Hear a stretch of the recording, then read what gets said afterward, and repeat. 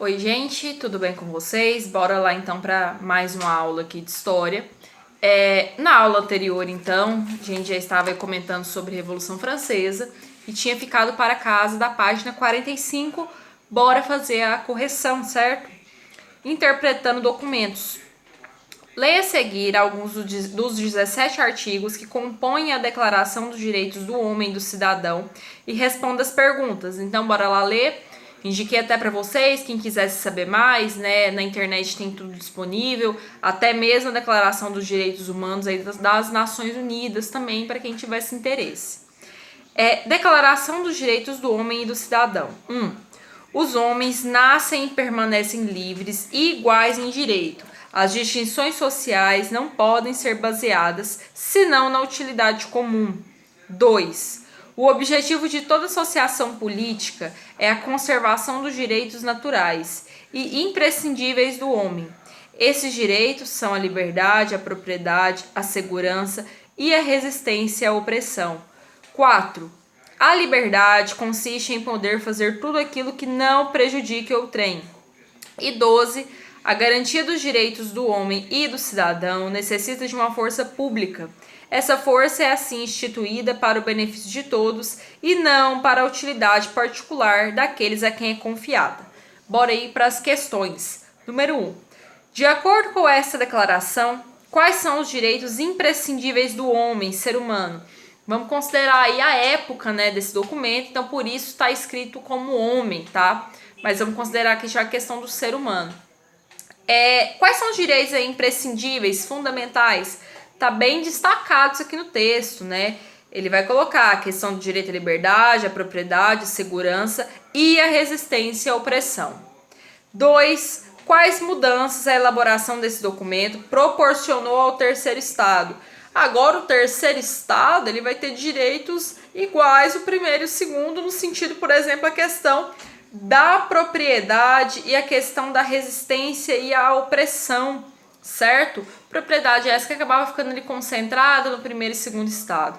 Agora esse benefício também ele é concedido aí ao terceiro estado e principalmente a questão dessa liberdade essa que é também política, certo? 3. Segundo a declaração, qual deveria ser a função dos governantes? De que forma essa ideia contrariava o absolutismo? O texto aqui ele vai apontar a questão da... Cadê a parte aqui que ele frisa isso aqui? A garantia dos direitos do homem e do cidadão necessita de uma força pública. Essa força é assim instituída para o benefício de todos e não para a utilidade particular daquele a quem é confiada. O que quer dizer isso? Eu preciso da existência de um governo para melhor sobrevivência das pessoas, né? Só que esse governo ele deve pensar no bem das pessoas e não no bem próprio. Já quando a gente pensa ali o absolutismo, o que mais acontecia? É aquele governante ali que ele tem poderes legislativo, judiciário e executivo e acaba utilizando tudo aquilo ali em benefício próprio e tá pouco se lixando para a população, certo? E aqui, segundo esse texto, não, esse governante ele tem que agir em nome do povo, né? No benefício aí de todos, certo? Vira na página 46. Vamos dar continuidade aqui ao nosso conteúdo. Os partidos revolucionários. Só relembrando, na aula anterior, então, a gente comentou sobre a Assembleia Nacional Constituinte. Falamos aí que eu vou ter uma assembleia, que o terceiro estado, principalmente liderado pelos burgueses, ele consegue o apoio do povo, vai bolar aí uma constituição, vai ter alguns representantes do primeiro e segundo estado, faz uma constituição aí em 1791, né? E aí acaba pressionando o rei Luís XVI a acatar essa constituição. E lembrando que agora tem a divisão dos poderes, executivo, legislativo e judiciário. Esse rei não é mais poderoso absoluto, eu tenho uma monarquia constitucional. Só que o que acontece? De certo modo, esse rei ele volta para o poder, mas ele volta para sair. Como assim? É aqui onde a gente entra na questão dos partidos revolucionários. A partir do momento que eu tenho a criação de uma assembleia legislativa, e principalmente ali os burgueses, né, estão se elegendo e tudo mais, Eu vou ter a criação de dois grupos políticos ali dentro, que vão ser os girondinos e os jacobinos, e um terceiro que vai ser aí a galera da planície. Vamos comentar. O que a gente acabou falando, né? Que agora na França eu tenho a Constituição e eu posso ter a participação aí popular, mas também não é qualquer população, principalmente aí comandada aí pelos burgueses, certo? E aí o que acontecia? Lembra que era voto censitário, só as pessoas aí mais economicamente estáveis poderiam participar dessas votações. Já é um problema isso aí. O que acontece? Os girondinos, eles vão ser representantes aí de uma alta burguesia. Eles vão ser uma galera, digamos assim, mais água com pera. Eles querem mudança, mas não tanta. Não tanta mudança que venha desagradar eles, e principalmente mudanças que afetem o bolso e a economia deles. Então eles são a galera aí que eles defendiam essa manutenção de um regime monárquico, como, por exemplo, o Luís XVI aí no poder, certo? E aí eles vão ser uma galera que eles querem um governo aí com menos interferência e tudo mais. É uma galera mais tranquila. Vamos entender aqui agora. Já os jacobinos, eles são uma galera mais hardcore. Eles querem mudanças muito sérias aí na sociedade para alterar mesmo aquela estrutura ali da França. Eles não querem a questão de um Estado aí que não intervém na economia. Eles querem um Estado forte e eles querem uma república, tá? E onde vai pegar? Já esses jacobinos, eles são formados pela baixa burguesia, tá? Por isso que eles querem mudanças na sociedade tão radicais, porque eles querem alterar essa realidade social que eles vivem aí, de exploração e tudo mais. Já o girondino, ele já é rico, ele não quer mudanças que podem vir para, quem sabe, afetar essa riqueza deles. E aí vai ter um grupo desses jacobinos aqui, que vai ser a baixa burguesia, trabalhadores urbanos e os sans-culottes, tá? A gente vai comentar sobre esses sans-culottes agora. Eles recebem esse nome por causa do estilo de roupa deles, tranquilo? Já o partido da planície é aquela galera em cima do muro. Pra onde tiver melhor eu vou. Eles vão ter uma posição aí, hora apoiando uma galera, hora apoiando o outro. Por isso que a gente quase não comenta aí sobre esse partido aí do meio. E aí hoje em dia a gente tem aqui no Brasil essa questão da divisão aí de uma política de direita e uma política de esquerda, certo? E a origem desse nome vem aqui da Revolução Francesa. Por quê? Como os girondinos, eles não querem mudanças radicais na sociedade, né? São essa galera, como eu disse, é mais água com pera. Eles tão confortáveis como estão, não querem o Estado intervir na economia, e eles se sentavam à direita. Então é por isso daí que vem essa origem desse nome direita política. Já os jacobinos, por quererem reformas sociais bem mais radicais, que alterem a estrutura, né, e tudo mais, e eles se sentavam à esquerda. A gente tem a denominação aí esquerda política, tranquilo? Isso aí de origem da Revolução Francesa. O que acontece? Enquanto ali eu tô tendo esse debate, esse confronto entre girondinos, jacobinos, né, e tudo mais, o povo, ele acaba ficando meio que à mercê, né, daquilo ali, e ele acaba vendo assim, será que realmente tudo isso que está acontecendo tá beneficiando a gente? É aonde a gente vai ter aí uma parcela desse grupo formada pelos sans-culottes. Na página 47 de vocês, tem uma imagem aqui em cima mostrando, ó, uma pintura. Boyle Louise, o cantor Chernard como sans-culottes, de 1790. Culotte era a denominação das calças estilo montaria que ia até o joelho, larga nas laterais e utilizada pela nobreza. A expressão sans-culottes ou sem-culottes era utilizada para designar o povo de origem mais humilde, tá? Eles vão ser uma galera aí mais radical e acaba se aproximando dos ideais dos jacobinos, certo? E é uma galera que não é aí da burguesia, né? Um povo aí mais humilde. Enfim, e aí essa galera começava a se questionar que será que aquela Constituição elaborada em 1791, será que ela tá preocupada com a gente? Pera, o voto é censitário, só vota quem tem dinheiro. Os sans-culottes são de origem humilde, eles estão podendo participar ativamente dentro dessa política? Não, por isso que eles vão fornecer apoio aí pra camada aí, pra esse grupo dos jacobinos, certo? E aí, o que acontece? Tem outra imagem aqui na página 47 que é legal a gente olhar. A tomada das Tulheiras. Os rebeldes invadiram o Palácio das Tulheiras e prenderam os membros da família real. Os soldados suíços que protegiam a monarquia francesa foram dizimados pela população revoltada. A partir daqui, quando a gente começar a falar de Convenção Nacional, a gente vai ver que a Revolução Francesa, cada vez mais, ela toma um aspecto mais e mais violento.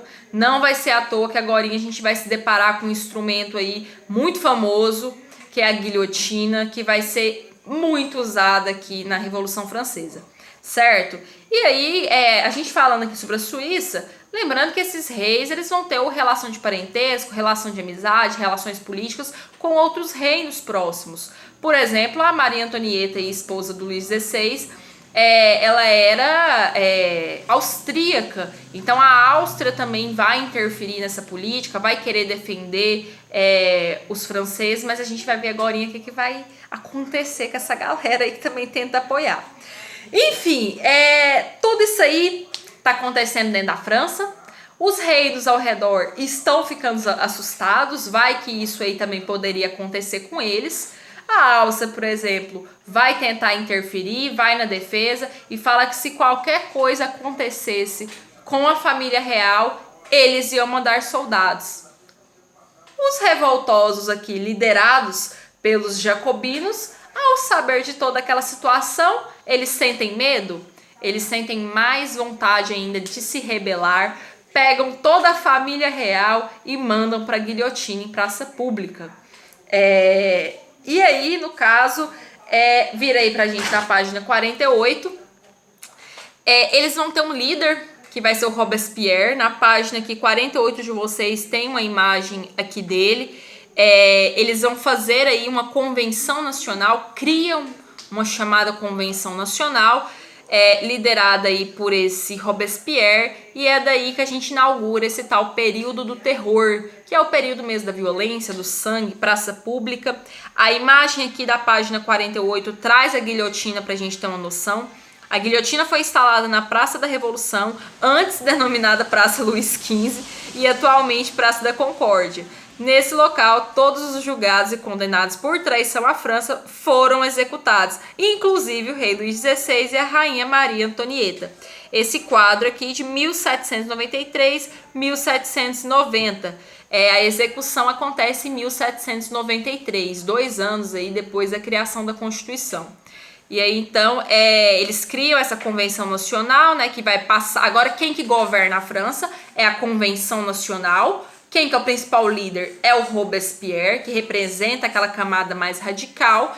E o Robespierre vai ser conhecido aí por esse período do terror, de tomar decisões aí extremamente violentas. Com a morte aí desse rei Luís XVI da Maria Antonieta, a França é invadida aí pela Áustria, né? A Convenção Nacional com Robespierre convoca a população para ir para as ruas enfurecidas aí a se revoltar. Tranquilo até aqui? E aí, só que acontece? Os jacobinos também, eles decidem dissolver aquela antiga Assembleia Nacional fundada lá antes da criação da Constituição, ela que é responsável por fazer a Constituição inclusive, né? E aí, cada vez mais eu tenho aí o Robespierre tomando decisões extremamente autoritárias dentro aí da França, que é algo que vai servir até de discussão mais pra frente aqui pra gente, né? Qual que é o caráter que essa revolução ela começa a tomar, beleza? E aí o que acontece? Acontece aí uma constituição para o país e ela é aprovada em 1793. Em 1991 eu tenho uma constituição e em 1793 eu tenho outra? Sim, agora com os ideais mais radicais. Lembra que quem está aqui por trás? Os jacobinos, certo? Então eles estão fazendo uma constituição aí com caráter extremamente mais radical, de mudanças e tudo mais. Ela vai ser considerada aí pelos revolucionários como um novo tempo, né, de mudanças e tudo mais. Por esses motivos, eles acabam mudando até mesmo o calendário nacional. É engraçado que a apostila de vocês traz isso aqui, ó. O ano de 1793 foi considerado o ano 1 da República e o ano 4 da Liberdade. Era o 4º ano da Revolução, lembrando que ela se inicia em 1789. Então a gente vê aí que, no caso, os jacobinos eles vão dar o tom agora da política aí dentro da França. Tranquilo até aqui? Gente, o que eu vou pedir para vocês fazerem? Eu vou, inclusive, mandar aqui junto com a aula um videozinho bem legal, bem de muitas imagens e tal, para vocês tentarem entender melhor essa questão aqui do período do terror com Robespierre, né? Como que a Revolução caminha para isso aqui. Eu acho que ele é bem didático, é bem interessante para vocês. Tarefa de casa, uma coisinha diferente. Eu quero que vocês façam fichamento a parte aqui da página 46, 47 e 48, a partir do Partido Revolucionário. O que eu falei com vocês aqui hoje? Os partidos revolucionários e a Convenção Nacional. O que é fichamento? Não sei se a professora de produção já trabalhou isso com vocês, mas vou explicar como que eu gosto. Você vai lá, vai escrever, né? Página 46, os partidos revolucionários, que é o tópico central.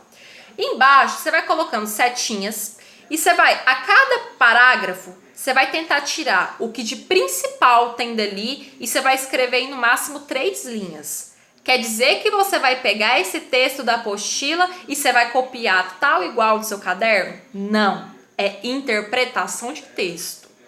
Você vai ler cada parágrafo, você vai ver o que de principal tem ali e você vai escrever em um tópico. E aí, isso só no máximo em 3 linhas. Qual que é a intenção do fichamento? Você fichar as ideias principais de um texto e isso ajuda você a entender melhor e posteriormente também a estudar depois para provas e tudo mais. Tranquilo? Então, fichamento da página 46, 47 e 48. Tranquilo? Um beijo, fica todo mundo bem.